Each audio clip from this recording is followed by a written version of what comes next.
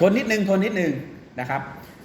ธงแรกสุดของประเทศไทยเรานะครับธงในฐานะธงชาติ national flag เราต้องแยกก่อนนะคือสีแดงเกลี้ยงเนี่ยที่ไอชาวบ้านเขาใช้เนี่ยเขาเรียกว่า symbol เป็นแค่สัญลักษณ์ signal นะครับไม่ได้ถือเป็น national นะเราเข้าใจก่อนนะเป็นแค่ signal flag เอง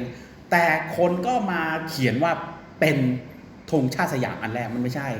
ทำไมไม่ใช่นะครับเพราะสีแดงเกลี้ยงมันจะเป็นธงชาติไม่ได้มันไม่มีอะไร identify ในธงเลยนะรูปหน้าตาเล็กๆสักอันก็ยังไม่มีเลยเพนเลยอะธงแดงเกลี้ยงเลยเนี่ยเพราะฉะนั้นมันไม่สามารถจะบ่งบอกอะไรได้เลยมันจะเป็นธงชาติใดๆไม่ได้เลยนะครับ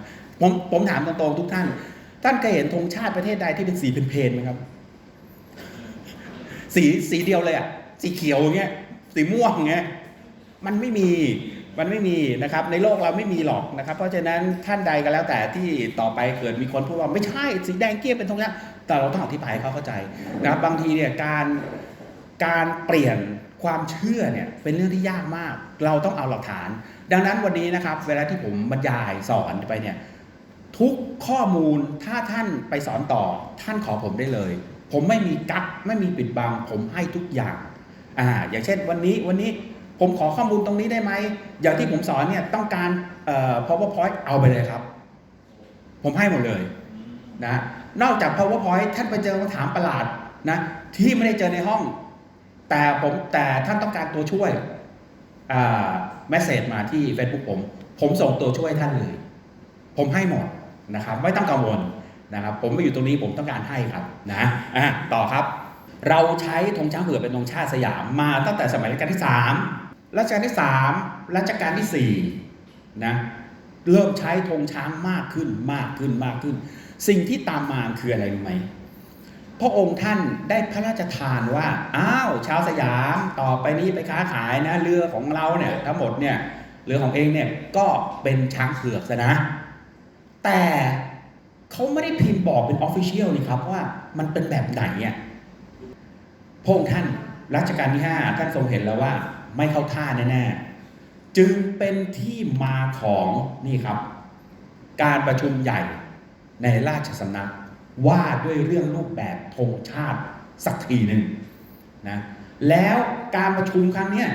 มันก็เลยได้ออกมาเป็นพรบเล่มแรกครับเราเรียกว่าพระราชบัญญัติธงรัตนโกสินทร์ศก110อยู่ในข้อที่13สวยเลยต่อไปนี้นะไอ้ธงแบบนี้เนี่ยพอละเหมือนหมูบ้างเหมือนอะไรก็ไม่รู้ตัวประหลาดตัวกินมดก็มีนะครับรูปร่างหน้าตาแปลกๆคราวนี้มันก็เลยได้เป็นอะไรครับพระราชบัญญัติธงรัตนโกสินทร์ศก110นะคราวนี้เป็นไงครับได้รูปแบบแล้วคิดว่ามันจะแก้ไขได้ไหม